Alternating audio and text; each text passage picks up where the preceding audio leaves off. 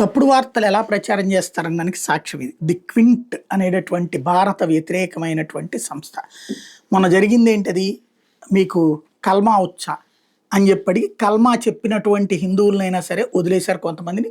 చెప్పిన వాళ్ళని సరే నువ్వు చెప్పావు కదా కాబట్టి అల్లా దగ్గరికి వెళ్ళు, నువ్వు స్వర్గానికి వెళ్తావు అని చెప్పి చంపేసినటువంటి ఉన్నాయి. అలాగే అది తెలియదన్నందుకు, మతం మేము ముస్లిం కాదన్నందుకు చంపేసినటువంటి జరిగింది. ఓవరాల్గా 28 మంది ప్రాణాలు కోల్పోయారు.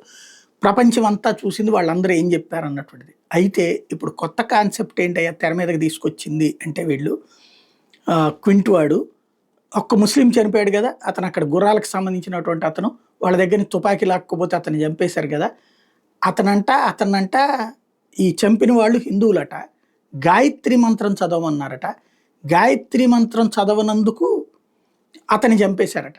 ఇది ఇప్పుడు 16 యూట్యూబ్ ఛానల్స్ని ఆపేశారు కదా. ఇట్లాంటి తప్పుడు ప్రచారాలు చేస్తున్నారు. ఆల్రెడీ మన మధ్యలో ఉన్నటువంటి తెలుగులో కూడా కొంతమంది ఉన్నారు కదా ఇట్లాంటి దొంగలు.